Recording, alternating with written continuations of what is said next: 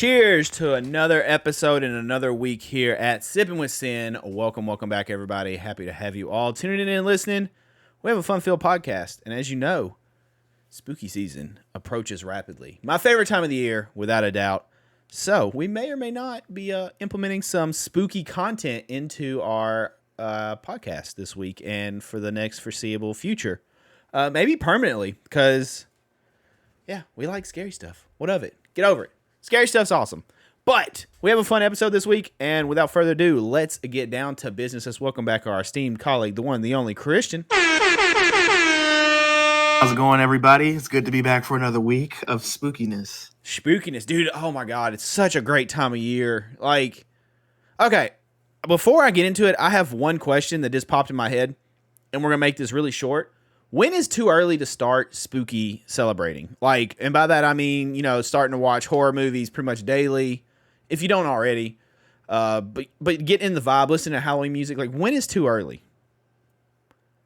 So to answer the question the right way, without me just saying what I want to say, which is it's always time for that. I want to say late August, like the last week. So start of September, the last your week game. Of August, I think. It's good. Absolutely. I think last week of August, is where it is, because here's the thing. When you're a kid, August means the start of school, right? Right. So when you get older, I think it's safe to say that when you get to like the last week of August going into September, that's when it's time. That's when it's time to bust out all of your orange. That's when it's time to start thinking about leaves. That's when it's time to start really getting into the spirit of Halloween. And every September I get super excited about spooky season in general and everything just being real fall like. And I'm talking about like Halloween fall, not Thanksgiving fall, not wearing sweaters fall, not pumpkin spice lattes fall. I'm talking about Halloween in particular. Candy apples, jack-o'-lanterns, the color orange, spooky eyeballs everywhere. That's something, I've never done that for Halloween. We've never made candy apples as a family. Well, it's time for a change. I think you're right. I think I'm going to start that this year, actually. I'm going to do that this year. I'm going to do it. I'm going to post it on our socials. Photo op. How about that? That'd be so follow the Sippin With Sin socials. What? I was just saying that'd be a great photo op with your son. Yeah, it would, actually. All right. Well, I had to pose that question because I tend to get super excited. Obviously, Halloween's my favorite holiday. So, like, literally, I think it was September 1st, I had Halloween music playing, and Miss Sim was like, really? And I was like, hey, it's time. I'm good. So I've already been listening to Halloween music. I'm watching scary stuff. I'm planning decorations, costumes, all that stuff. Like, I'm full mindset is going in that direction. So I had to ask when it's appropriate per your expertise.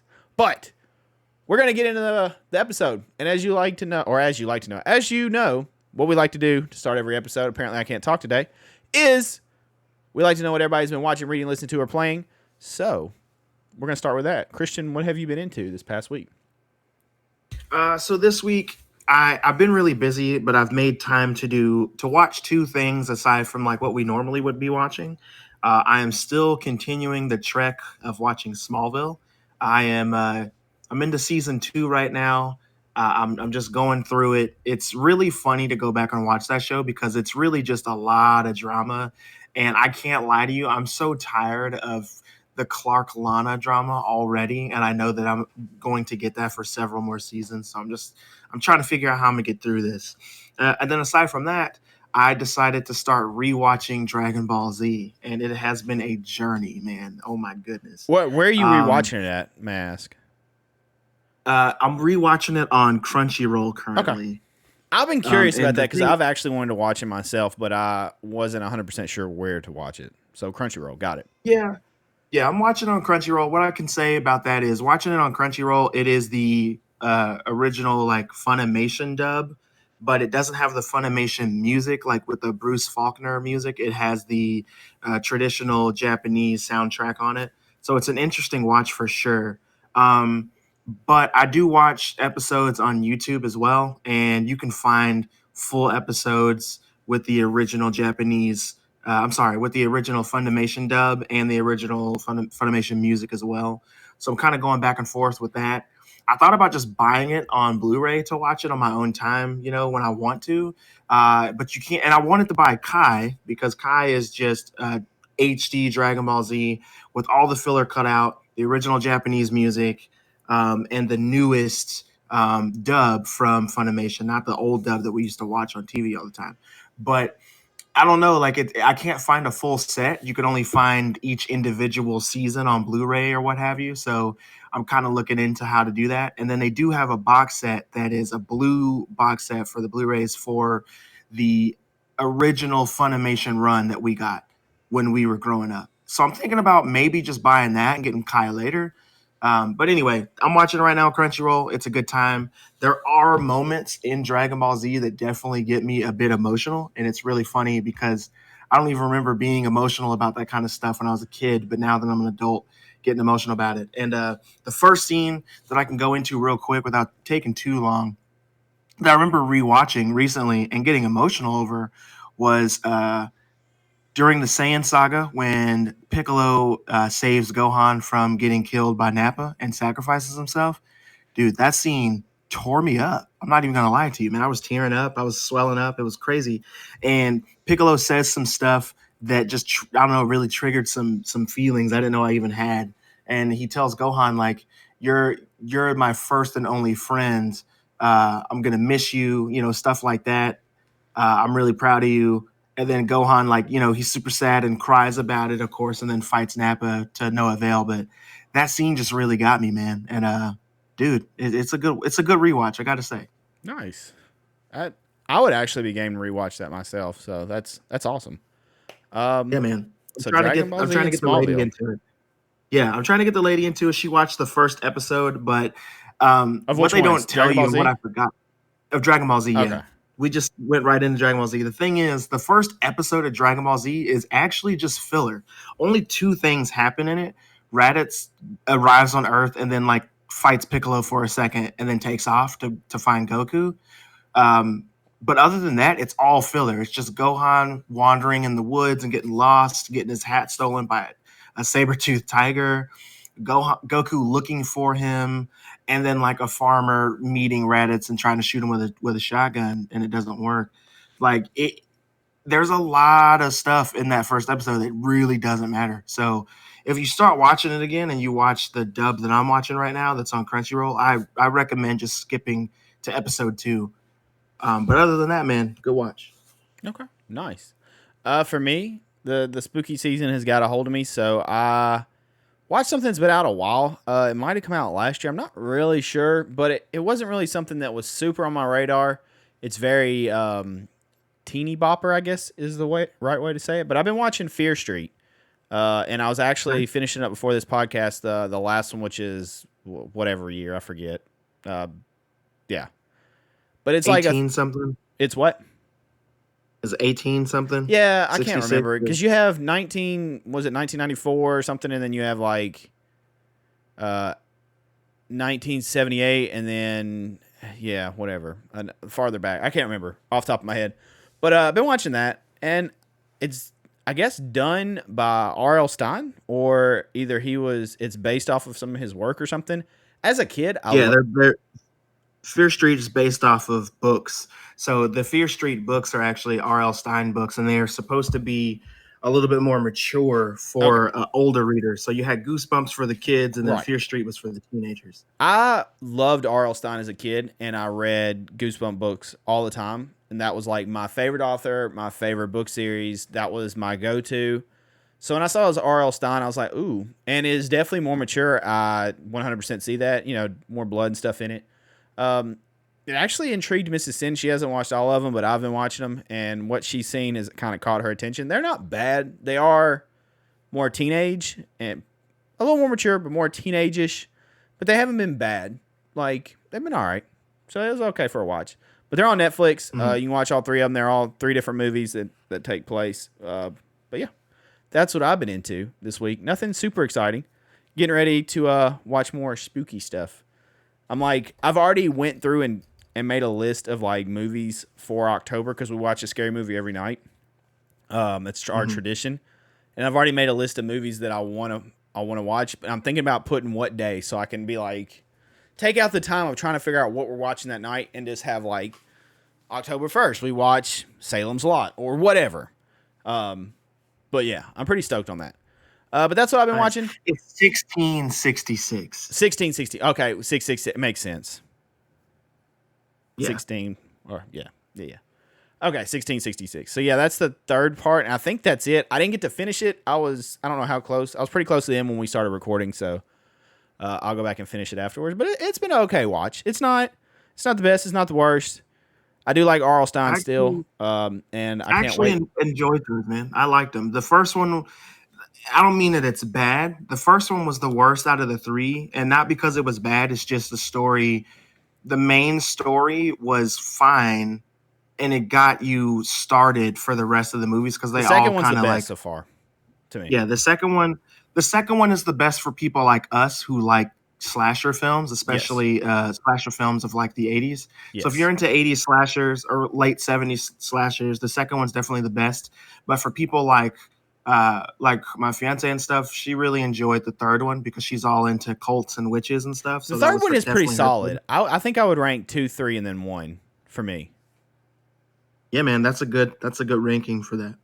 Because the third was pretty good. I got watching it made me think of The Village for some reason. I know it is nothing like The Village, but I got that vibe. I guess just that era, that like Puritan Pilgrim era kind of thing. Mhm. That makes sense.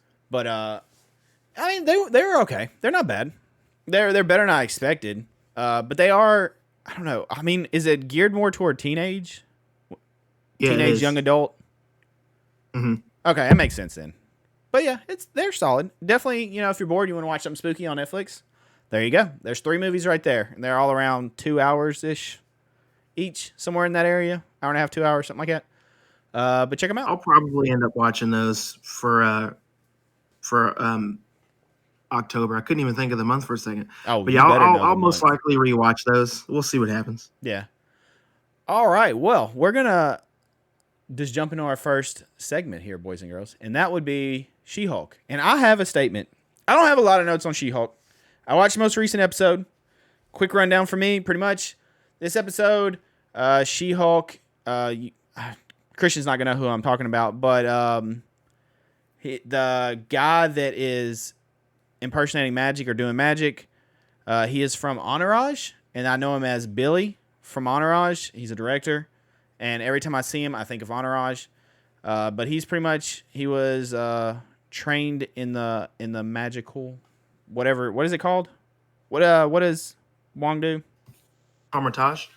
No, Are you what's talking the about going what do you call that like that magic? sorcery? No, he called it something. Instead of saying magic, he called Oh, it the you something. he usually calls it the mystic arts, There we but go, I'm not Mystic sure. Arts. There we go. Thank you. Okay. The I thought dude you were is thinking of briefly something trained in else. Mystic Arts and does stuff pretty much, and they recruit her to pretty much give a cease and desist. And the rest of the episode is also about her dating life, and that's about it. It's a very filler episode, but I have a statement I want to make. And this is episode 4, right? Yeah, episode 5 Yeah. comes out next week. It's episode 4. I'm having fun with She-Hulk. I have to say, every week I'm enjoying it. It's a fun watch. It's a fun show, and I'm not comparing it to Miss Marvel. You guys have heard us talk about Miss Marvel enough. I'm gonna compare it to Moon Knight. I really liked Moon Knight. Moon Knight had its flaws, but they're two different vibe shows. But I'm really enjoying She-Hulk a lot, and that's saying a lot for me because I went in with low expectations. I didn't really think it would be that great. I'm having fun with it. I think it's fun. Uh, there is a little bit of cheeseball in it, and even the filler episodes have been pretty fun. The fourth wall breaks are cool. I'm having fun with it. I'm liking it. It's up there as an enjoyable show for me right now, and I actually want to see her in more stuff as She-Hulk. And I agree with you. I'm having fun with She-Hulk as well. I kind of know what I'm getting into when I watch She-Hulk. I know that it's just a straightforward comedy. I know that comedy takes precedence over everything. I know that Marvel will throw a bunch of jokes at the wall and see what sticks. So like I said, I knew exactly what I was getting into when I started watching the show. Um, I gotta say, one comment that I have about this episode is when She-Hulk was going on a bunch of dates and whatnot, the guy that she dated that was like a fake Tony Stark looking guy, the rich dude that she was dating. I just want to go on a limb and say I think that's the guy who hired the wrecking crew in the Wait, last episode which to fake Tony try to Stark? take The her long blood. haired guy, the entrepreneur The yeah, that because made her she buy the only she only drinks. yeah, the one who was asking her if her skin was impenetrable and shit like that. Oh no, that's the dude after. Hmm. Okay, that's the guy from Baywatch. He was in the Baywatch movie with The Rock. Oh shit, I forgot about that. Yeah, that dude. But yeah, that dude. I can't think of his name, but yeah, he was asking like a bunch of really creepy questions about her. Okay, I know what you're talking about now. I'm on board. Yeah, I think that guy right now, my theory is he's the person who hired the wrecking crew because if you listen to the way he was asking questions and how he was so obsessed with her, it just made me think like he was the person who hired these people and he's trying to get more information on her so the next time he sends them out after her, they'll have better information on how to take her down in order to get her blood so that he could become a Hulk as well. I don't know where that's going to go because if you follow the comics, that doesn't make a whole lot of sense. But a lot of these Marvel shows tend to not follow the comics. So that's what I'm thinking is going to happen. Okay. It's been a fun show though. I feel like it's working. What they're doing is working with this for me. Like I don't dread watching it, and I'll watch it, and usually I'm like, having fun with it. So I'm digging what they got going on right now. Makes sense. All right. Well, that's all we had. We didn't have a lot. It was a filler episode. There wasn't a lot that really went on. Dating life, and that case, and that's about it. A very surprising thing in there, though. I don't know how they pulled it off exactly, but they had the Sopranos music playing, and then they had what looked like a paused HBO Max screen in the background. So that was really pretty funny. interesting. And they talked Sopranos a couple times. So it was kind of cool. I was like, oh, that's neat. They definitely like to break walls and barriers and stuff, and I'm all for that. But yeah, that's all we really have for She-Hulk unless Christian has any final thoughts. No, that's pretty much it, Yeah. honestly. Filler episodes. The good stuff should be coming hopefully down the pipe in a couple episodes because I think it is a little longer than the 6. I think you said it's 8 episodes, maybe? I think it is. I should probably look that up and check, but I'm too lazy. Okay. So hopefully, if not, then yeah. Good stuff should be coming up and we'll have more thoughts, but not a lot to really talk about in this one. So we'll move on to topic 2, which we do have quite a bit to talk about. And that would be House of the Dragon. We just had, what was it, episode 3? Correct? Yeah. That's correct. Episode 3. All right. Christian, do you want to, since I kind of started last time, would you like, I know you've got notes. I know you're chomping at the bit. Do you want to just dive in? I would Got love your to swim dive cap in. on? I'm ready. Okay. Let's get it. All right, guys. So, starting off House of the Dragon, we learned that this episode takes place 2 years after the last episode because the king has had a son with his new wife, Lady Hightower, and their son is celebrating his second year's name day, I believe is what they call it. But anyway, it's his second birthday, so they're doing that. But the episode starts off with the House Valerian seahorse emblem burning in the stepstones to let you know that this episode is about war, and that takes place after the last scene of the second episode when Damon's talking to what's his name, Corlys. So Damon and Corlys are losing the war against the crab feeder. I forgot his real name. I think it's like Kragus Dahar is his real name. But I'm just going to call him Crab Feeder for the sake of this recording because it's easier. But they are losing really badly to Crab Feeder. So we see that a lot during the course of this episode. Even with dragons, they're losing. Damon shows up on his dragon and asks, the Crab Feeder to come out because they're all hiding in these caves so that they don't get burnt alive by Damon's dragon. And it doesn't work. And you got these people who were like bold as shit, dude. They're like showing up with these flaming arrows, and they shoot Damon while he's on a dragon, not to shoot the dragon, but to shoot Damon because they know better than try to shoot the dragon. His skin's too tough.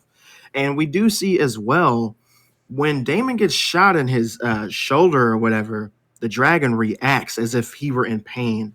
And I don't know if you listeners have read the books because it's two books that are this. So in the books, they say that I think the direct quote is, "We shall not pretend to have any understanding of the bond between dragon and dragon rider." That's from Fire and Blood. That's a direct quote from like page shit, what was the page? 515? No, 517, page 517. But that's definitely in there. There's more to that quote, but I only took that piece of it because I remember that being really interesting.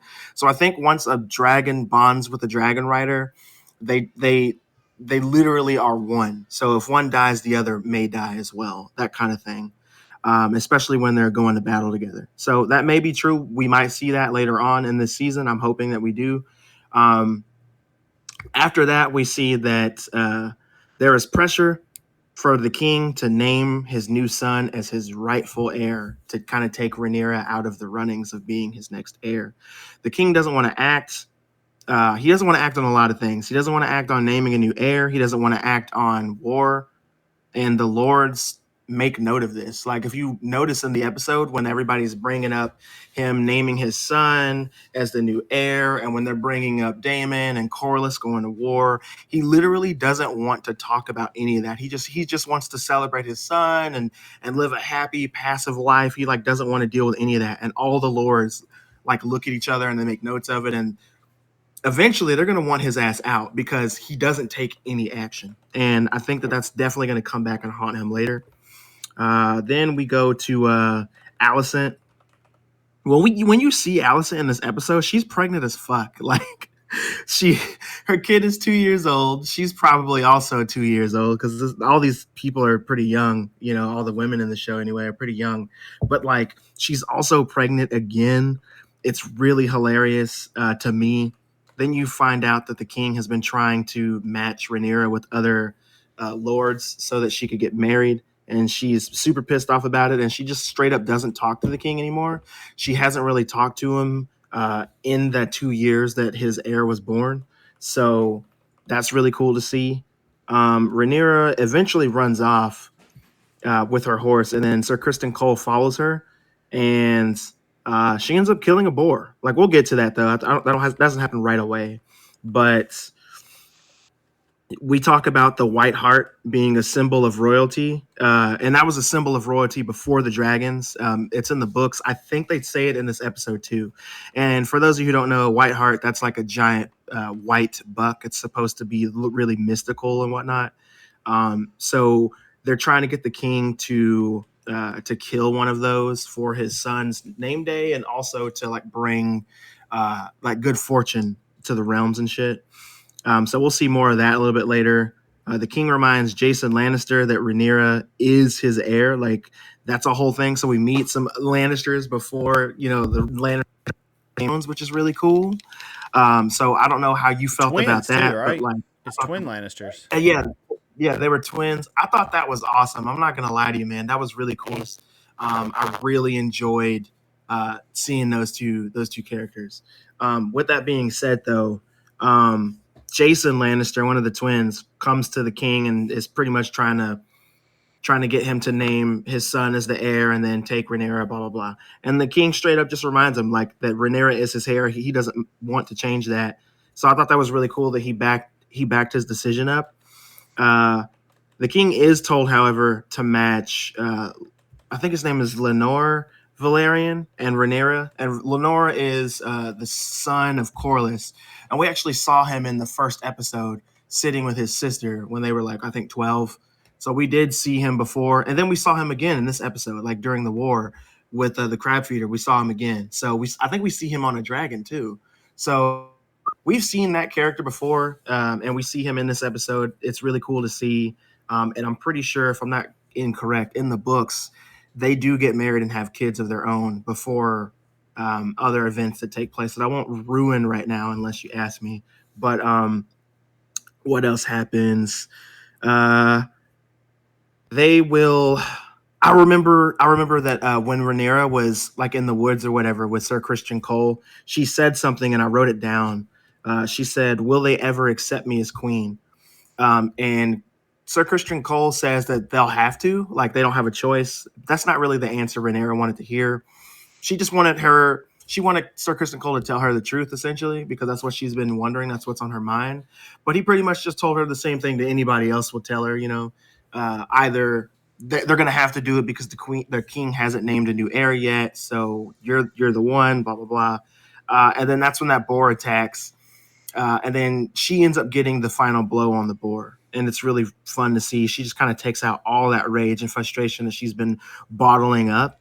And she kills that boar with it after Sir Christian Cole wounded, of course. But yeah, I thought that was really cool to see. And like, that lets you know, like, every single episode, they show you that Rhaenyra is a badass and that she does things that the men don't always do, that the men don't always want to do. So that's really cool. I really like that about her character. Let's see what else happened. Oh, the king was asked to kill the captured stag. It was not the white stag that was promised. So the king goes to kill it and he does it really fucking badly. He has to stab it like 2 or 3 times, which really sucks, with this giant fantastical lance that was made by the Lannisters. It's ridiculous. Of course, everything that they do is over embellished and ridiculous because reasons. They're like the Kardashians of medieval times, so of course it was outlandish. Wasn't the stag Um, like a symbolism too, or something because he's very superstitious? yeah, it. I Like the mean, white stag I made him think question if he made the right choice making her the heir. I was actually going to get into that in a little bit, Oh, sorry, just because jumped the it gun. ties in. No, you're cool. You're cool. You're cool. It makes sense. Rhaenyra and Sir Christian Cole actually see the white stag, and but he's getting ready to attack it, and she says, "No, let it go," which is a good omen. So you're correct. And seeing her dad, the king, kill this regular stag and have to do it in such a brutal way because he didn't do it right the first time, that is absolutely a bad omen. So you were correct. I was actually getting ready to jump right into that. So yeah, 100% a bad omen, him killing that stag. And then the white stag that they see, which is the white hart, the stag that they were supposed to find for the king, like they didn't find it and Rhaenyra found it. So I mean, that's just letting you know right there with symbolism that Rhaenyra is special. She is the heir. She's all these things that we hope that she's going to be, and the king is just slowly losing himself and his kingdom. So we have that going on. Otto is still trash, and he gaslights the shit out of his daughter again. We do get to see that in this episode. And I Otto's just go such a back to what I said scumbag. on the last He's doing such a good job of being a dude. scumbag. Like hand of Yeah, the king dude. Like, scumbag. absolutely, dude. Damon said it right in episode 2. Otto is a cunt. Like, or episode 1, I think is when he said that. Yeah, Otto's a cunt, and like he's true, dude. He's not lying about that. That's absolutely true. it's making Um, Damon look better and better. Honestly, Yeah, this episode makes Damon look like a fucking beast, and we'll get to that in just a second. Um, Damon gets the news, or sorry, so the king and Rhaenyra finally talk to each other. It's been like 2 years. I'm not going to go into everything that they said because why would I do that? I guess, but he literally swears to Rhaenyra that she is still the heir, and not only is she his heir, she gets to choose who she wants to marry, which it makes her super fucking happy. Like she gets to make her own choices on who she gets to marry, which is big for that time period, and she's still the heir, which is also big for her. So that's awesome. But after that, the king kind of says that he's going to help Damon and Corlys in the war. So what happens after Damon gets the news while we're that on his that brother, the on the king, king helping Damon, yeah, did you see the mess up? Have you heard about that? maybe not. So whenever Viserys goes to hand the letter to send the Raven to Damon, they didn't do the visual effects on his fingers that are gone from the rot, wherever he had that cut in the like episode 1, I think, on Uh-huh. the throne. And so it's like a green glove thing he's wearing right there. And HBO's already been on record because people spotted it, saying that they're going to go back and fix that glitch where they didn't clean up the visual effect. because you could actually see the green glove in like his fingers. So here's the thing. One, no, I didn't catch that, but I didn't catch it because when I was watching the episode, I was also taking notes. So I probably was writing something down when that happened and I missed it. So that's just a good sign for me to take notes after I watched the episode, not during. No, you I keep just didn't want taking to miss notes. You're anything. doing good. I didn't notice until I saw a post about it because, like, I don't know. It's hard to catch a little detail like that, and plus, it's not like his hands in the scene for a long time. He hands a letter and that's it. You know, it's like it's Mhm. real brief, but someone caught it and I guess they posted it, and then HBO's already like made a announcement about it. I think that's fucking hilarious. But I do see what you're saying. They love to shit on HBO for fucking up. Yeah. But anyway, moving on. The people get paid to not make those mistakes, so I totally get it. I mean, somebody that worked on this episode gets paid more than I'm gonna see for the rest of the year, so I totally get it. But anyway, we're almost at the end of the episode. Damon gets the news that his brother's sending help, but before I even go into what happens next, like if you've been watching the show, you know how much it hurts not only Damon's pride, but his claims if his brother sends help and that's how he wins the war. Because the entire reason why he even agreed to go into this war in the first place with Corlys is because he wanted to prove to his brother and the rest of the realm essentially that he can do this by himself, that he is good enough, that he's worthy, that he, all those things. So he's kind of like Vegeta in this sense. Once you say, hey, Vegeta, I know you need help, I'm going to help you, he gets pissed off because he's like, no, I got to do this by myself.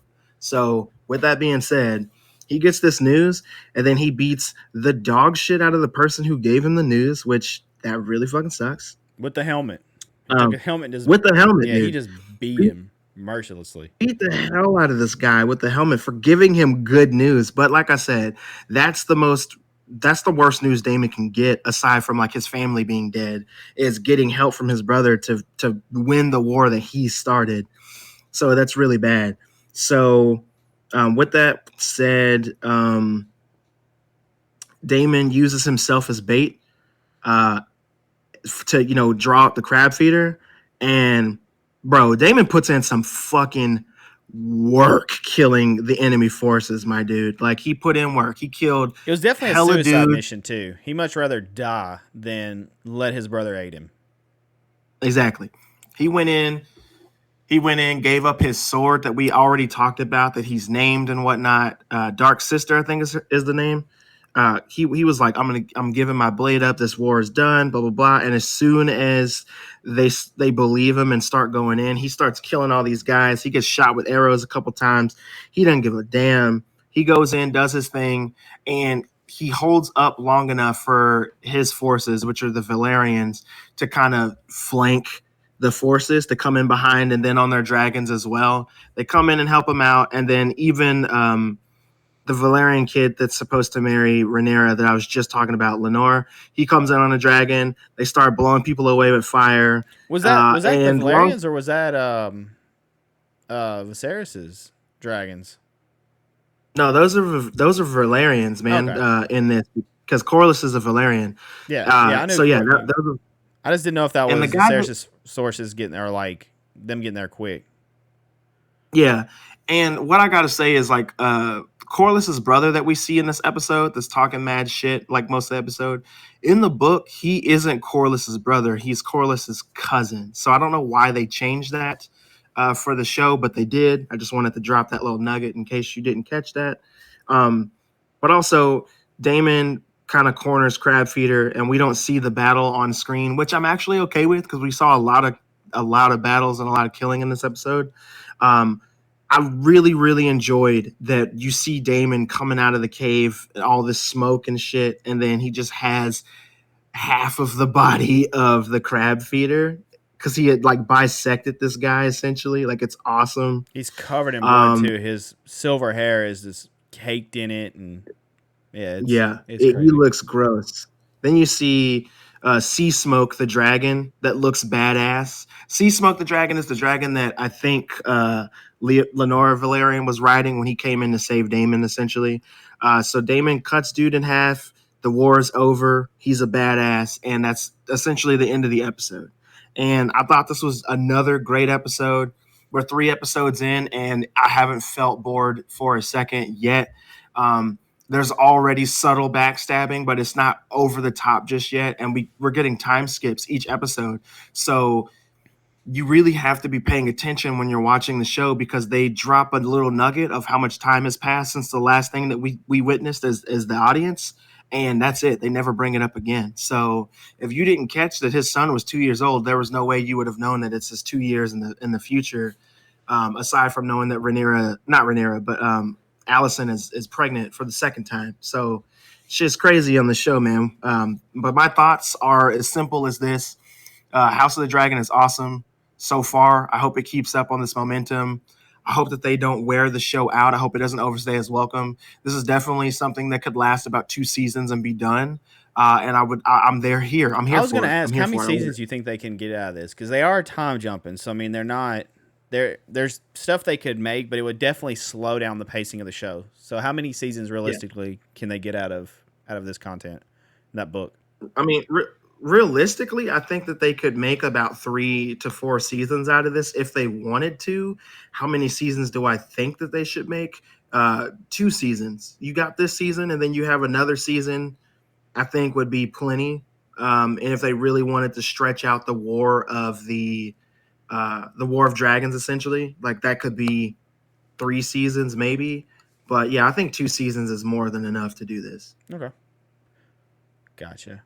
I mean, the episode was another banger. It's so good. Trying to think of anything you might have not covered.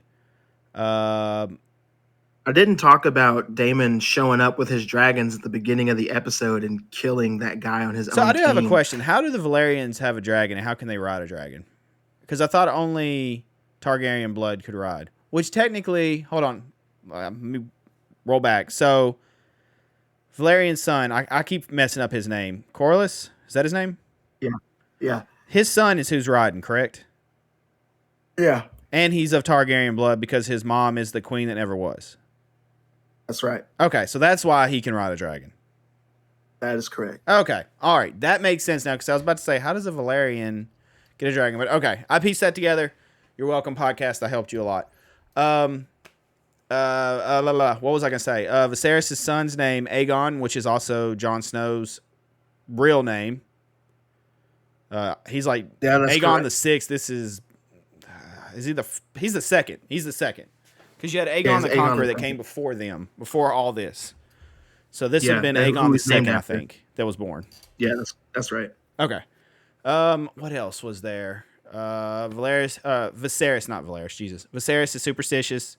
He's definitely questioning. You see it several times. He's questioning a lot with, did he make the right choice naming his daughter the heir? And they're already starting to work towards that arranged marriage. Who is it? I can't think of the dude's name. He comes to the king, and the king's like, oh, let me guess, you want your son to marry my daughter? That's your proposal. And he's like, no, it's the same one I gave you 2 years back. Marry the Valerian, and have the 2 houses unite with her and I can't, whoever you said his name was. I can't even think of his name. Who? Lenore Valerian. Thank you. Yes. So pretty much them 2 marry. He pitches that idea, which you can tell Viserys is really thinking about. And I think they want her to think she has the option, but really they're going to steer her towards marrying him, essentially, right? Mm-hmm. They want her to think she has the power, because if they tell her you're marrying this person, she's going to rebel, much like the Lannister. Exactly. One thing I did like with the Lannister encounter is Lannisters and Targaryens just don't like each other. And I thought that was funny and really cool at the same time. Because as he talked, he's just so arrogant and cocky, and, kind of like you said, everything's over the top with the Lannisters. And she's just kind of like revolted by him the whole time. And it's just, you feel like they've never liked each other throughout history. Like those 2 houses have never got along. Yeah, I agree. That was a really good episode. All 3 episodes have been really good. I'm loving the show so far. I hope it continues on this path. The dragons have been cool. I don't know. How did you know that dragon's name? Where did you get that? Did you just make that up? From the books, man. Oh, That's from the books. pretty much Okay, it. who is Damon's dragon then? What's that one's name? Do you know? Say that again. I'm sorry. What's Damon's dragon's name? Can you say that one more time? I knew his dragon's name because he said it in this episode, and I forgot. So, damn. Rhaenyra's is I forgot. not Mirax, Syraxis? Cyrax? Yeah, something like that. Yeah. It's something I think it's Syrax. There is a Miraxis, but I don't think that's No, it is Cyrax because I remember when she said it, I was thinking Mortal Kombat. Yeah. So, yeah. I mean, that one's an easy one to remember. Okay. All right. So, yeah. Game of Thrones. So far, all 3 episodes, bangers. Curious to see where it goes. I mean, the politics are already there. The chess match is already going on. Kind of like you said, the subtle backstabbing. The stuff's already going on. Everything that makes Game of Thrones what it is, already happening. We just had our first, like, really big... I mean, we had a battle scene, and it was pretty nice, I have to say. Daemon showed how strong he was, and also lucky and kind of... Things just kept... It's like he would accept death, and things would just keep happening to keep him alive. But he is a good fighter. You can see that he is skilled. That was a cool scene. That was a really cool scene. It built his character. And the more and more we're seeing Daemon, the more and more I'm like, well, Daemon's kind of seeing things the way others don't. He is violent. And that showed in how he come out with old Krabby Patty. He brought him out all sliced in half. He is violent, but I don't know.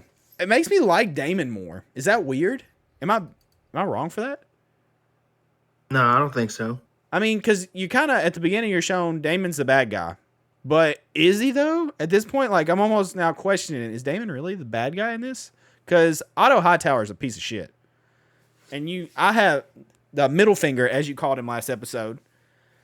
I'm ready for him to go. But I know it'll be a while. Yeah, I think that by the time... and I can't remember this from the book, so I don't want to say this is the truth. But I feel like by the time Otto does die, he's already going to have his daughter so indoctrinated with what he wants her to be that she will be the new, sneaky Hightower person. So we'll see. Game of Thrones is so good at doing stuff like this, though. They'll be like, hey, this person's a piece of shit. And they'll just kind of show you right away. And then they'll give you an arc to make them not a piece of shit. Or less shitty. I.e. Jaime Lannister is one. Like, yeah. The Hound is another one, I guess you could technically say, too. Like, they'll make it where you actually care for him, and they start to develop more towards good. Or at least more in the gray. I don't know. I'm curious to see where Daemon goes. I am. He's got me intrigued. I think Matt Smith is killing it as him. I'm really enjoying it. I'm enjoying the show. And, yeah. Any other thoughts? That's about it for me. Okay. Well, onward to episode 4, which I can't wait. Will be this Sunday. I know the missus is super into it. There's something she has wanted me to ask you for weeks. I think I know what it is because I was trying to figure it out myself. Do you know, and when they sit down at the council meetings, right, with the king, they all bring these spheres and they put in the table. What is that? Do you know? Oh, damn. You know what? I knew that and forgot it, and I didn't write it down. So, I think it's something to do with showing that they're present, but I don't understand the full symbolism of it because I wasn't really sure either. I'd have to go back and look again and remember what that is because I remember when I saw it, I was like, "Oh yeah, this is blah blah blah." But now that you've asked me and put me on the spot, they show it a lot too. They They show the different thing. Like, they make it a point to show them putting those spheres in, the little grooves in the table when they sit down for meetings. Yeah. But good show so far. I don't remember. It might be the emblems of their houses showing that they have bent the knee to the king. Okay. But I don't want to lie to you. I have to go back and look. Christian will return with that answer in another episode. But yeah, dude, I don't think I have any negative things. It feels like Game of Thrones. I've said that before, and that's probably a really weird statement. But Game of Thrones is seriously one of my favorite shows of all time. So for this to not feel... It doesn't feel like its own... I mean, it's new characters. It probably makes no sense. In my head, this makes sense, though. It does not feel like hey, here's Game of Thrones, now here's a spinoff or a different show. It feels like I just have Game of Thrones, just another chapter of Game of Thrones. Does that make sense? Just Like, following different family. do what?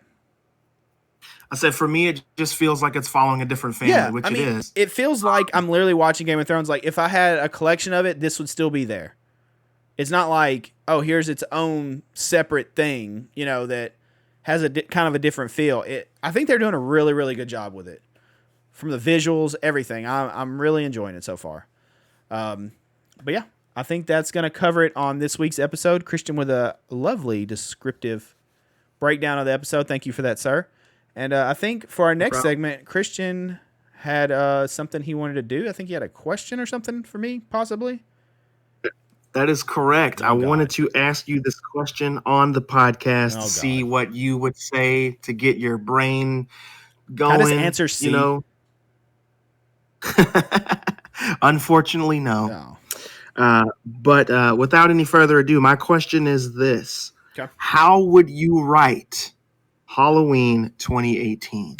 So when I say that, I want you to understand you don't have to keep anything that was in Halloween 2018. And if there are things that you would absolutely do the same, you can say that. But tell me how the Sinister version of Halloween 2018, how does that look? To tell us, we're dying to hear it. First off, that's pretty damn tough. Because there's a lot Sinister that I feel like I Halloween? have to Yeah. consider. Do I want, if you're going to go. I thought you meant the name. Do what? What? I thought you meant the name Sinister Halloween. I thought you meant that was pretty tough. I was like, oh, thanks, man. I appreciate it. Ooh, what if that was a movie? Welcome to Sinister Halloween. That'd probably be like a lame TV show, though. I probably wouldn't get a movie. It's this movie you're about to describe right now.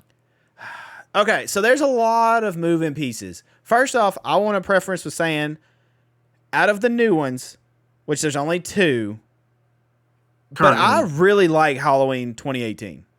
I was very happy with that movie, personally. So, man, that's okay. There's things I would have to consider. Would I want to scrap the whole idea that Halloween 2 didn't happen? Like the 81 Halloween 2, right? I don't want to influence you with what I would do. Is it Halloween? Was that 81? The original's in 78. 81, right? Wasn't it like 3 years? Yeah. Did you say no? No, you're correct. Okay. Do you go that route and bring the fact that they're brother and sister so you have that connection, or do you scrap that completely and that's just lore? Because that's up to you. See, I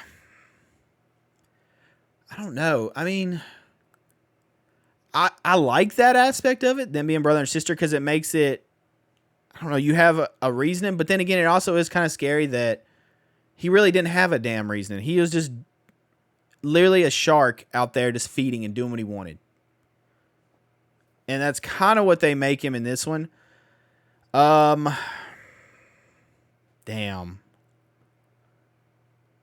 I mean, I could see arguments for both sides of that. I'm stuck on that like right away. Okay, first off, I would 100% keep the intro. I love the pumpkin. I love the nod to the original stuff, the music, all that with the pumpkin stuff. I would keep that. I'll give me a second to think about the Lori thing. If I would make them related or not. I would. Let me ask you this. I know one thing I would take out, and this is really weird for me because I like brutality. There's one scene I would keep but make less brutal, just for the fact of I feel like it's not even needed, and that is when the new Doctor, which is the new Loomis, I can't think of his name off the top of my head. Artane. Thank you. He is down, and Michael is looking at him. And Michael puts his mask on, and he says, say something to me, and Michael stomps him. Michael could still stomp him in the face. That is fine. I just don't think you need it to, essentially explode his head like a pumpkin. I don't think that was really necessary. That's the best part of Halloween 6. What is it? The Revenge of Michael Myers or whatever. When the dad gets electrocuted and his head blows up. Oh my Remember that? God. So you like the over the top 80s. I just don't think for this movie, because he'll kill people, but he's not doing anything like Rob Zombie brutal. Like, you could still stomp him and maybe his face cave in or something, but I don't think it having to literally look like he stomped a pumpkin. I don't think you had to go to that extreme. It was needed. You could still have brutality, just not that much. With that one. No, Kill, that's more like something they would have in Kills. Kills was like over the top. So you would have like the original Halloween style kills where it's mostly stabs and off camera. I mean, that was the movie, was it not? Until that stomp? Was there any over the top kills that I'm not thinking about? I mean, well, he did have that entire scene where he walked through the neighborhood and just murdered people. That's fine. But he didn't. It wasn't over the top. Which he didn't. Okay, I'm going to bring this up to you. Have you ever wondered why he didn't mess with that baby? Babies probably don't mean anything to him. They're harmless. They're not even people yet to him, most likely. But if he's a shark, why? I mean, that's still prey. He murders everybody without even thinking about it. But then he gets to the baby and just kind of looks at it and then he goes about his way. Yeah, I mean, like, there has to be something there, right? There's nothing to gain from killing an actual baby. Like, it can't even run away or attempt to run away. So you're saying it's not worthy prey. Is that what you're getting at? I mean, essentially, yeah. It's not worthy prey, and two, like, I don't see what he could gain from killing a baby, essentially. Like, killing a child, sure. And he totally does in this movie. Kills a kid. But like a baby that can't talk and stuff, like, there's just nothing there. And a baby's probably not afraid of him either. So, like, why? What's the point? Do you think that's part of it? Like, if you're not afraid of him, he doesn't go after you? I mean, does he sense fear and then therefore he goes for it? Maybe. I'm asking weird questions while I think about stuff. Right. Well, let me ask you this, since you're thinking about it, and I know this is a lot, would you keep or would you leave in or take out the podcasters that are essentially the reason why this movie happened to begin with? Oh, the beginning? Well, their sole purpose is to recap pretty much the events of the other one, because me and you know it, and horror fans know Halloween, but if you get some 16, 17-year-old going to the movies to watch a scary movie about a slasher, most of them probably are not going to have seen the original Halloween, or they're going to think it's Jason, or like they mix it all up. So I guess that's kind of what their purpose is. They were okay. But my question is, I did like the scene of him in the insane asylum, like emotionless, and just, I don't know. The mask is a little weird too. It gives him power-ish. I mean, I guess that's maybe a trigger for him. I guess that's what that is.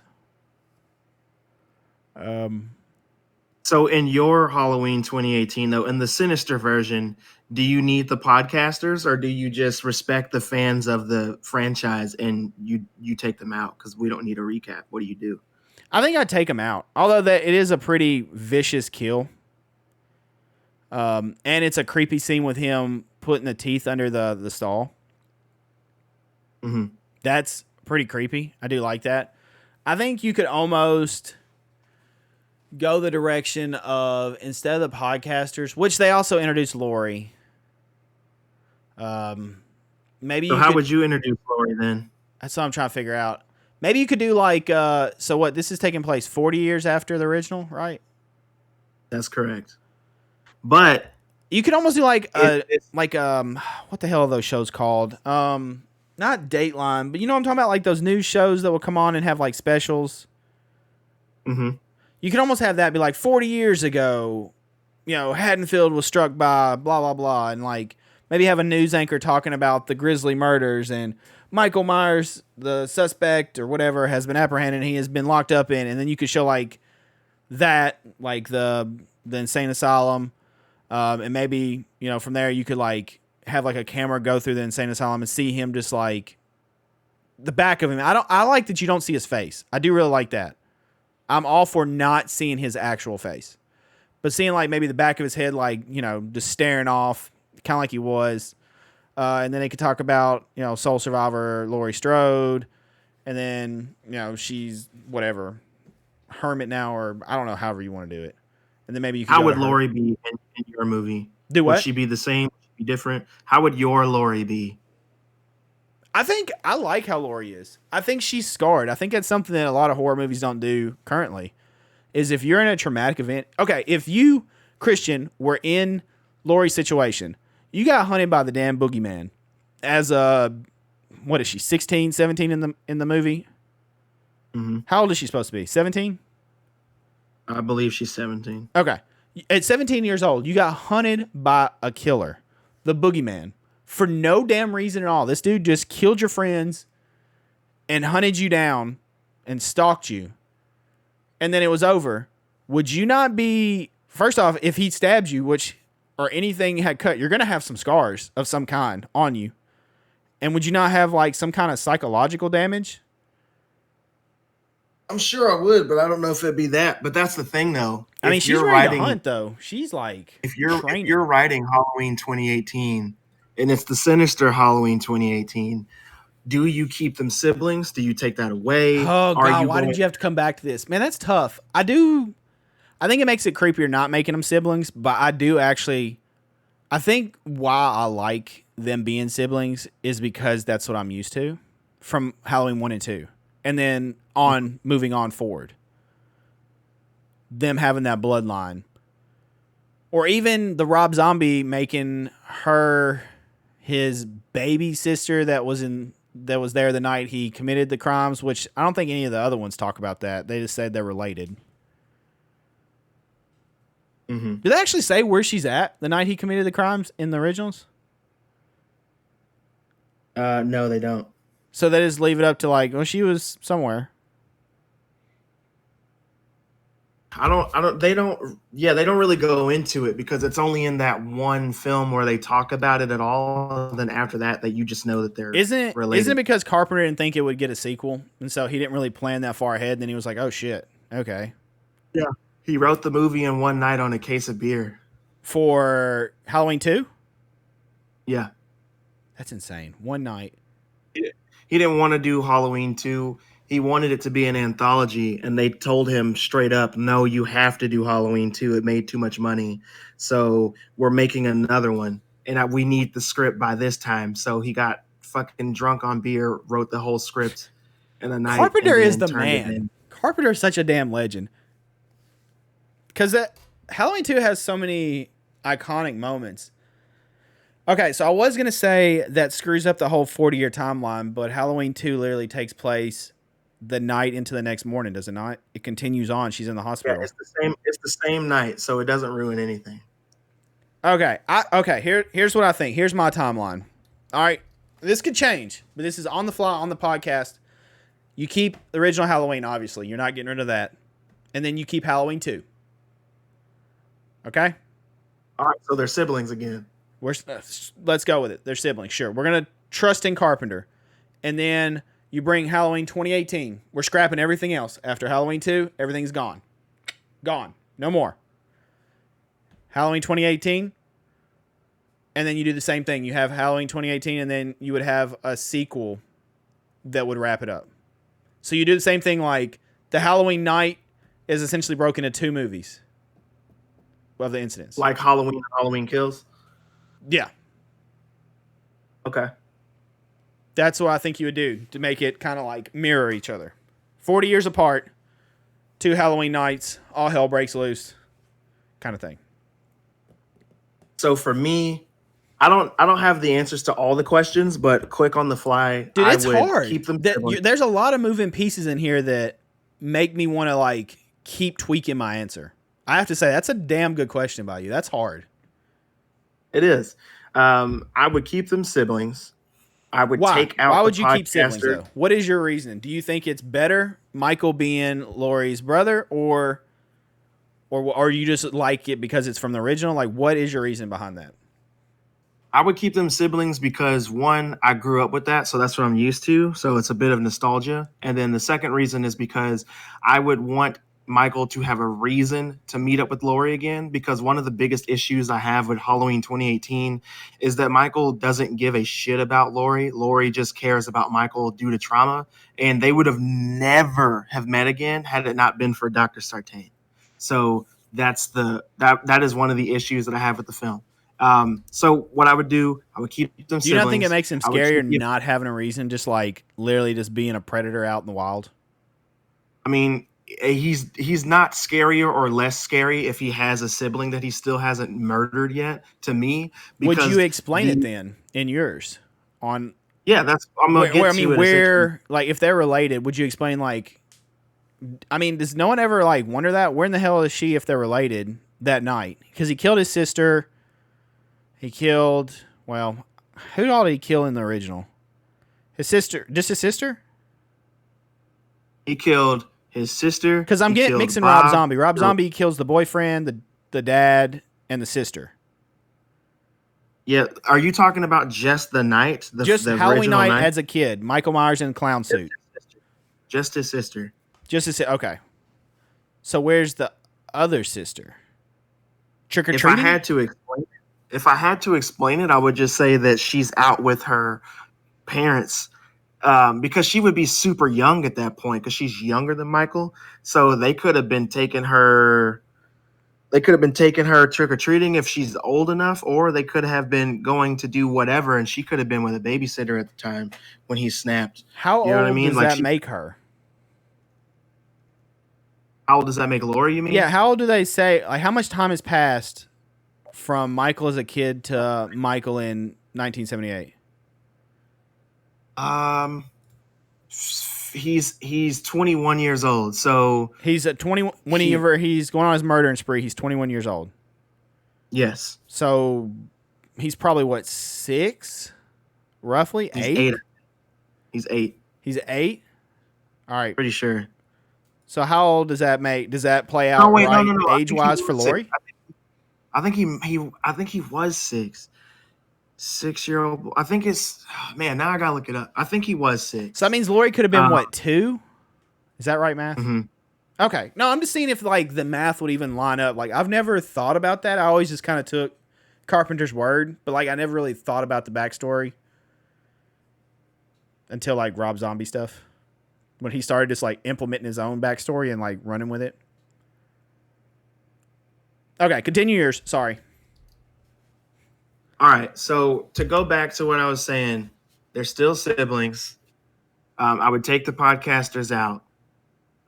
What would happen is as simple as he's getting moved like he was initially. He's getting moved. Dr. Sartain is making sure that it happens because he's a Loomis follower. So instead of him being super evil and behind everything, I would take that out.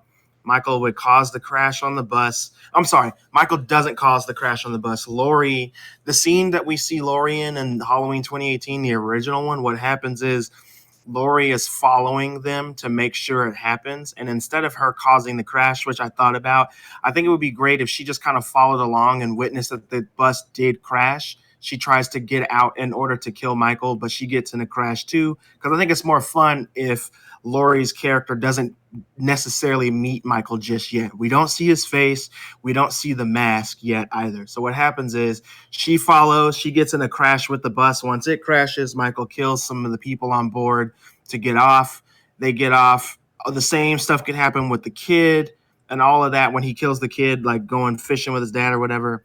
All of that stuff can still happen. Michael would make his own way back to Haddonfield because they're not that far away from the town. He would get back there. He would probably go right back to the Myers house.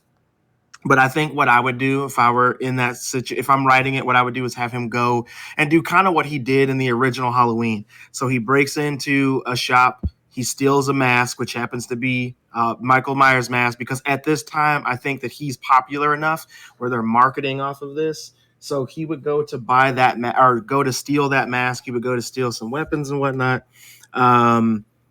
What happens afterwards? After that, he would go on his spree, like we saw. He's already You suited know, it'd up. be He's cool got a when he new stole the map. mask. You know how like masks have like the little like hanger thing on top of it. It usually has like the Hmm. name like Halloween and stuff. If it said Hmm. like the shape or the boogeyman like on top, it's kind of like an ode to the old ones. That'd be dope. We Yeah, could just like a totally little use Easter egg. that. Okay, sorry. So he steals that, and then he goes into Haddonfield and kind of stalks people out, and he starts picking targets just like he did in the first one. He could steal a car, even. I think that would makes a lot of sense as well. So yeah, he would steal a car. He would steal a mask, steal some knives, steal some rope, just like he did in the first one, and he would just go back on another killing spree and start doing that again. Lori would wake up, come back to the town, tell the sheriff what's going on. Of course, they don't believe her until they see it for themselves. Then they would start, trying to avoid mass panic. We would see Michael go on his killing spree, and then Lori would try to find him from that point. And then that's when we get, it'd be a bunch of kills ensue and all that. He finds new targets, and I think what would happen is he's killing these new targets, these new babysitters, trying to relive what he did the first time, essentially, but also looking for Lori because he doesn't know where Lori lives, right? So I think that she should find him. That's more impactful to me if she finds him. He's in another house killing other babysitters or whatever. She saves them.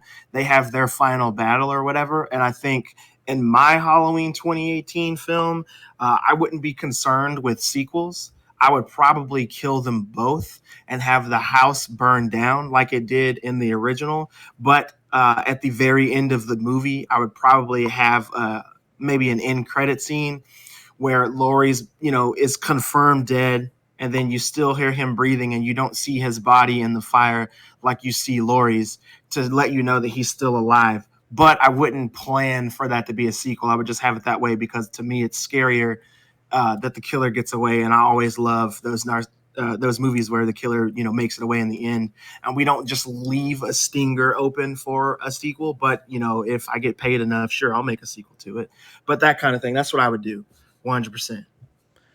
I And like that. also my Lori wouldn't be like this gun happy Lori that we saw in this one. My Lori would be more akin to the one that we saw in Halloween H2O. She wouldn't have a daughter named Karen. I think that my Lori would have twins, and her twins would be named John and Jamie. That's what I would do. So she would have Why twins. John It and would be Jamie? John. Huh? Why John and Jamie? So John is the son that she had in H2O, so I would bring him back, and then Jamie is the daughter that she had in Halloween 4, 5, 6, all that. So I would bring them back into it and make them canon characters. So that way she had two kids, and I think that having Jamie be the stronger of the Wait, children wasn't and Jamie the John little more. girl? She was a little girl, yeah. Am I thinking of the same Jamie? Yeah, Jamie was the girl that was played by Danielle Harris in this That's in the Lori's sequel. daughter? Yes. What? I thought they were like somehow other way related. How did you not know this? Because Michael is her uncle, remember? Oh yeah, he is her uncle, isn't he? Yes. I don't So know. I I wasn't would thinking bring them about into it. the. I always thought I Danielle don't. Harris was hot. I can't lie. Isn't that her name? Danielle Harris? Danielle Harris. She's Not still as a very, very. kid. Let me clarify. Not I as a know what you kid. mean. But she's also been in movies like she's been in a lot of horror movies. Hatchet 2, possibly? She, she was in Hatchet. She was in Rob Zombie's Halloween. She was Yeah, oh yeah, in. she wasn't. Oh yeah, she was in there. She was in an episode of Boy Meets World, Yeah, she's been season in a lot of 2. stuff. Okay. Um, But anyway, it's funny you I said would. something about the fire. I was thinking about that. I would keep the fire in mind. Mhm. I would not show the fire trucks coming. Because kind of like you, I would leave it as we don't know, but it also leaves it open for if I wanted to do a sequel, like to continue it, Like I would keep it Yeah. as a thing. That way it's there, but if it also tanks, then it's wrapped up. Yeah. What I would do is have Lori. Why would you I why would would have you her kill her in the original and not wait until the sequel though?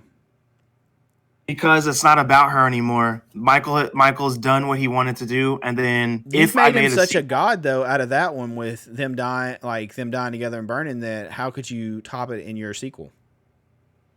Well, that's what I was gonna say. If I were to make a sequel, then in my sequel, it would be the new generation of Strodes, essentially. So her two twins, Oh, Jamie and John them. and Jamie, it would be them. Okay. 'Cause we wouldn't need Lori anymore. Lori's story is done. Okay. Would So you if I made it okay in Christian's Halloween? Would you kill Michael at the end? at the end of my sequel, Yeah. at the end of my sequel, I would probably kill Michael only because I would want a definitive end to the story, and I wouldn't want somebody to come behind me and fuck my story up. I I'm don't know that I selfish like that. could. I don't know that I could actually The take him thing is, out. here's the thing, dude. This is how I feel about that. Or I would have him maybe die, and then someone like at the end, maybe like a sheriff or somebody, or someone makes the line that you can never kill the boogeyman, meaning that like in some shape or form he could return. The reason why I would kill him in my sequels, aside from what I already said, is if you leave it open and you don't have any plans to come back to it to like make new movies out of it, then you leave people with that burning question for a little while, and that's really cool. But the way that Hollywood works, somebody would definitely come in and like retcon the ending of your story and change some stuff around to their liking so it fit their narrative. But I don't know, like I would kill him off because I think it would be more impactful that way. Like he's lived for 40 years at this point. He's super old. We already know that he's a bit supernatural and whatnot, but like he's had his time. You know what I'm saying? Like I love Halloween. It's one of my favorite horror franchises of all time, right up there with like Scream, and Child's Play, essentially. So like the thing is, I don't want to watch new Halloween films when I'm 40, right? When I'm 80, even if I make it that long. Like I would love for people to have a new mass killer that we could look at and watch their franchise as well, because it's not just that people aren't looking into, new things and we keep remaking stuff. It's more so, if you have a definitive ending to your saga, imagine what that means for you as a creator. When they're coming out with these Halloween 4K box sets later on in life, when 4K is not even a thing, when it's like real D or whatever the fuck it's gonna be, like when that shit happens and people are buying your set of movies, like how cool that is. Like, this is my ending to Halloween and it's your shit. Like, that's how I want to feel when I do that. I would love to have a definitive ending to something as iconic is the Halloween franchise. If I have my end, like Michael dies at the end of my, I wouldn't do a trilogy. I would do two films, because trying to make something a trilogy is just you saying that you want money, and I don't need to make three films when I could make two really good films. You know what I'm saying? You So would I do would it do all the that. same But night like, though, kind of like 1 and 2, right? You would kind of mirror it. absolutely. I If like you that don't do better. all on the same night, then what's the point? That to me is the best form of flattery to John Carpenter, saying like, I want to take the format that you made reluctantly, and I want to make that the definitive end to this character. And I would I give think it's John Carpenter a great ode to it, doing it 40 years, the same kind of thing, like similar yeah, man. landscape. One Halloween, two films, shit goes down. Man, Absolutely. why don't we just take over? All right, Christian, I need you to raise a bunch of money, and then we'll just go in and we'll be like, all right, I know you enjoyed Halloween, Halloween Kills, and Halloween Ends, but here you go. We're gonna wrap it up for real this time. Man, I wish life were that easy, dog. I And would we I would get Jamie Lee Curtis for the final time again. She'd be like, "Are you kidding me right now?" You'd have to dude, back up like and a bank truck for her to make her do it again, probably. yeah. In case I didn't say, like, her children would be played by Danielle Harris and Oh, you would bring Josh them? You Hartnett. didn't say that. So you'd actually bring Hartnett and Danielle Harris? Yeah, if Hartnett said that he wouldn't do it, then his character, I would have to write him out. I just wouldn't put him in it because it can't be anybody but So him. if we're doing that logic, are you having Tommy Doyle in there, and is he Paul Rudd? Here's the thing. I don't I would really do have a Tommy reason. way different. I don't have a reason to bring Tommy into my films, but if I were to write him in there, then it would have to be Paul Rudd or nobody. Like Yeah. I wouldn't change that because it would have to be him. Yeah. So it would be him or nobody, and then I could totally do that. But the thing is, I wouldn't bring the nurse back that they have in all the movies. I wouldn't bring her back just to kill her. She would get away because she's already died in a sequel, which was H2O. So I wouldn't want to bring her back just to kill her again. You know what I'm saying? Yeah. So she would have lived. Even she could have got stabbed, whatever, but I still would have had her live for sure. Just because one, I like the character, and I think that it's awesome that she keeps coming back. But I wouldn't want her to come back just to kill her. Like I think that's ridiculous. I also wouldn't have. Would you go over the top with kills, or would you keep it more Halloween 1978? In the second one, I would go hard. I would go hard So you go Halloween kill style and go like just gore fest, or so in certain kills, maybe, yeah, like, but not all of them, because the thing is, for me, my Michael isn't a gore hound. He scares the piss out of people and he does kill them, but not every kill needs to be like ridiculously over the top. I think having a few of those in there in the movie for people to talk about later, absolutely, but not all the time. I think in the first one you keep it to the original. You have it. He pretty much just stabbing people. Even like where he stabs in the wall and like the dude hangs up from the knife, stuff like that. I would keep the first one like that as an ode to the 78 one. Yeah, so in my version, I would definitely have the kills be a lot more tame.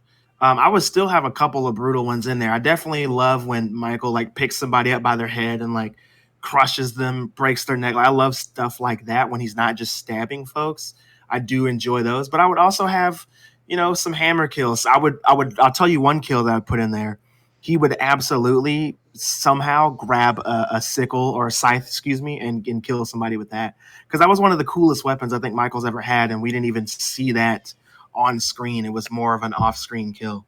So definitely would do something with that. Right, one last thing then. But other than I got one last question on yours.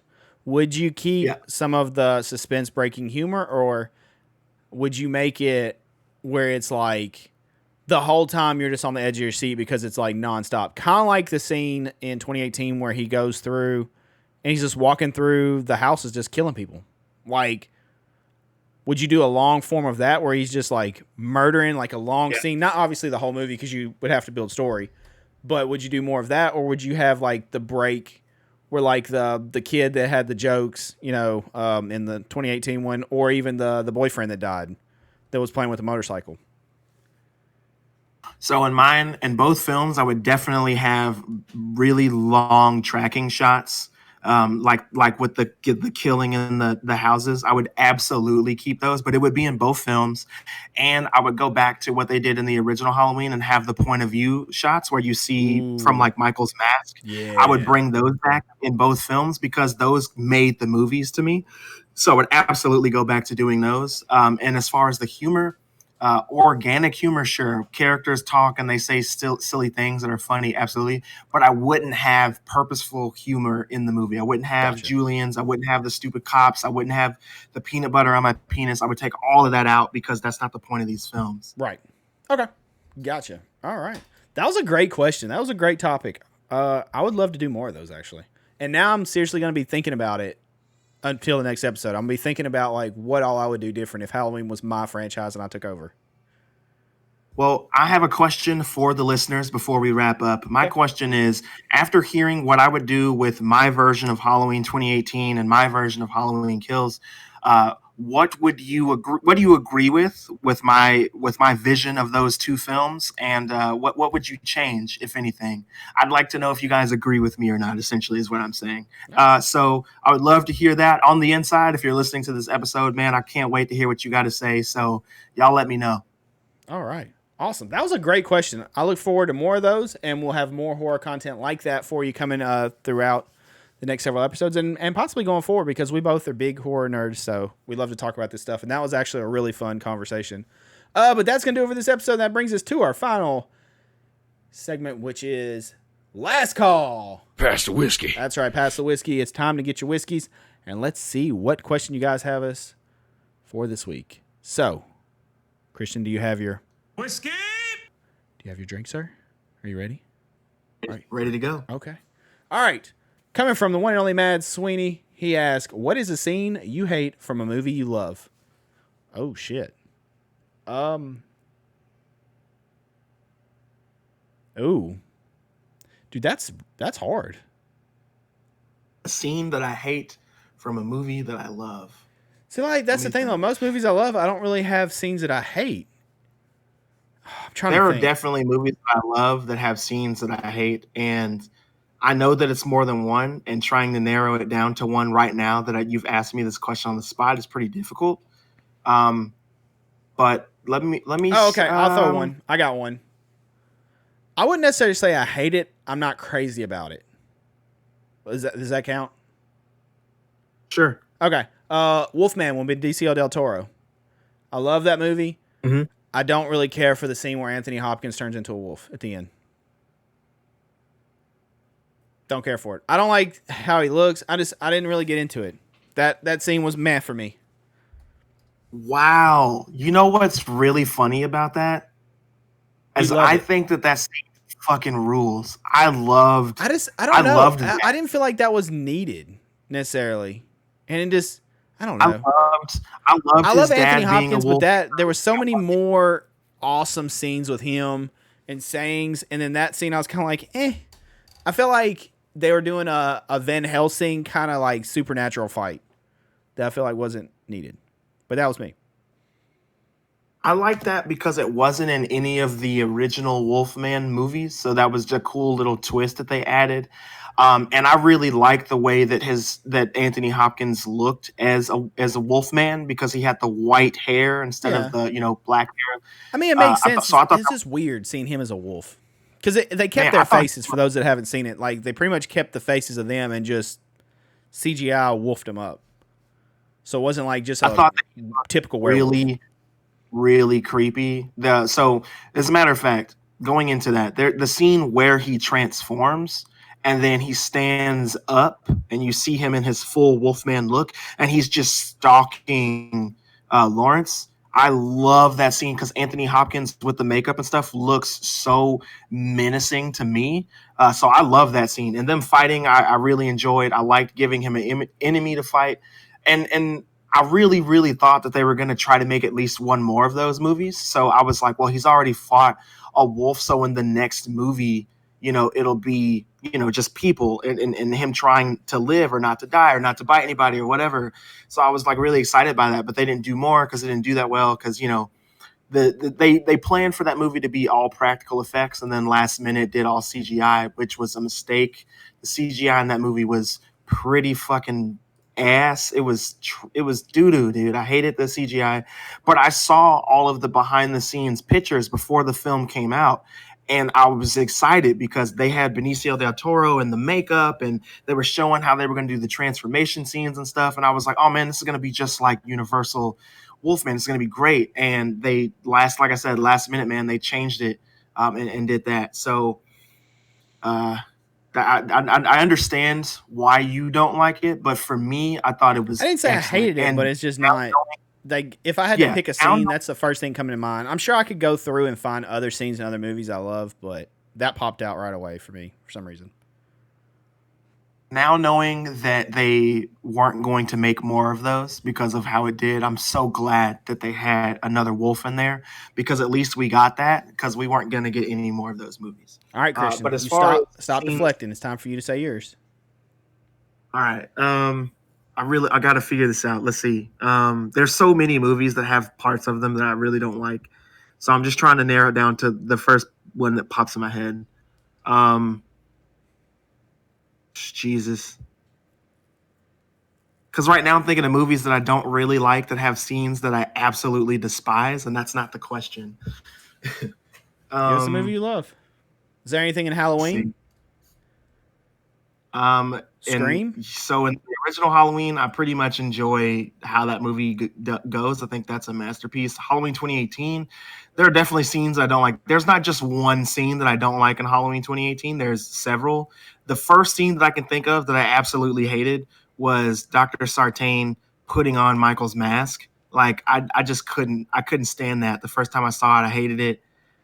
It took me out of the movie, and then he died, so I got back into it, and I enjoyed the movie. I do like Halloween 2018, but that scene in particular, like, really, really, really put a bad taste in my mouth. Like, I really hated that. Um, but if I don't go with that, then probably, um, dang, man, It's a good question. yeah. So there is a scene. Okay, so I love the Batman that came out this year. Love that film. I saw it in theaters like 3 times. I would have saw it again if I had extra time. But there's a scene in that movie that I don't hate, but I could have done without. And it is the very last scene of the film, actually, when he's riding off and he watches Catwoman ride off, and then he goes back to Gotham. Like, I don't hate that scene, but they could have definitely clipped that out of there, and that would have been fine. Because if they put that scene in the movie, here's the thing: there's a scene where he's looking at the sky. Essentially, he's looking at the woman that he just saved, and she's getting saved by the helicopter or whatever. That could have been the end of the film for me, and I would have been happy. And I am glad that we got the scene with him and Selena, because though people think that movie has several endings and they're unnecessary, that all of those scenes are necessary for the development of the character Batman, because when he starts the film, his Batman is vastly different from the Batman you see riding the motorcycle going back to Gotham, not going with Selena. Like, he's a vastly different person. He's a vastly different Batman. I'm just saying that that's a scene that, like, if it wasn't in the movie, I wouldn't be mad. And if it was just a deleted scene, that would have been fine. But that's the first thing that pops in my head right now. Just to say, so there is that for sure. And then I'm trying to think of another one that's a better example. This is a tough question because there's so many films. You gave 2 good examples, though. I think that works. Cool. Well then we'll go with that, because I just think you could probably go for a while, though. I mean, if you really started breaking down movies you love, you could probably find something in there that you're like, well, I could have done without this. Like, if you really wanted to. So that'll work. All right, cool. Well, we'll go with those. Awesome. Thank you so much, Sweeney, for that question. We do really appreciate it. And if you would like your question to be featured on an episode of Sippin With Sin, go to gilded.gg/Sinister Pack in the application, put from the podcast, and there is a whole section just for last call questions. There's also sections for episode chat, topic suggestions, show us your drinks, personal horror stories, and scary stories and things on the internet that you find. You can also go to Christian's Corner and talk comics or art or movies, shows, all kinds of stuff. And then you can talk games. There's plenty of game subjects and topics and sports and all kinds of things like that. Throughout the Gilded server is just like Discord, if you don't know what Gilded is, except a lot of the paid features are free in Gilded. And I like the way it's set up. And so that is where we have our community. So come check it out over there. You can also suggest or drop a last call question on Instagram, Facebook, TikTok, or Twitter at Sippin With Sin. SIPPIN with Sin. Go drop us a follow over there. You can submit your questions there if you would like, and we'd love to get it featured on the podcast. And you can show us love over there, because show us love on our socials. You can find me personally, Sinister, on Twitter, Instagram at Sinister TV, or you can find me live streaming on Twitch, twitch.tv/IamSinisterTV, Facebook Gaming, fb.gg/IamSinisterTV, or TikTok at IamSinisterTV. Don't forget, every episode for this podcast comes out on Wednesdays, 8 a.m. Central Time, on pretty much everywhere podcasts are available: Spotify, Google, Apple, Overcast, Anchor.fm, all that good stuff. 8 a.m. Central Time every Wednesday. Rate it 5 stars, subscribe, share it, pass it along. Let's continue to grow. The video version of it also comes out on Wednesdays at 8 a.m. Central Time on my personal YouTube, youtube.com/IamSinister. Go over there, subscribe. Let us know. Talk to us about the episode. We'd love to hear it. Yobi, shout out to you. You do that sometimes, and we appreciate it very, very much. Christian, where can the lovely folks find you on social media if they want to come say hello? All right. You guys can find me on Instagram at Venin Inc. That is VENANK, ANDANK. all one word. If you guys want to find me on other social medias, I do now have a Facebook. You can just find me at my name, Christian Vincent. If you want to find me on TikTok, you guys can find me as well. Just my name now, Christian Vincent, all one word. That's where you can find me. I don't have any other social media because popular social belief, I don't like social media too much. So that's where you guys can find me currently. All right. And tell us what you would do different if you had control of Halloween, or if you like Christian's ideas, or what you would change. We'd love to hear that. Submit those last call questions. Submit those sinister tales. And we will see you guys next week. How about that? With more spooky stuff, more talk about Game of Thrones. One subject we didn't talk about is the new Lord of the Rings show. We may discuss that next week. I don't know if Christian's been into that or not yet, but we may get into that. I'm sure we will. And, of course, more She-Hulk and everything else. Spooky season is on the horizon, and the content shall flow with all the spooky goodness. But with that being said, Christian, let's shut it down for this week, and we'll see you guys next week. Thank you guys for tuning in to yet another episode of Sipping with Sin. Be sure to leave a 5-star review, smash that like button, leave your comments in the comment section below, but most importantly, don't get gutted. See you guys next week.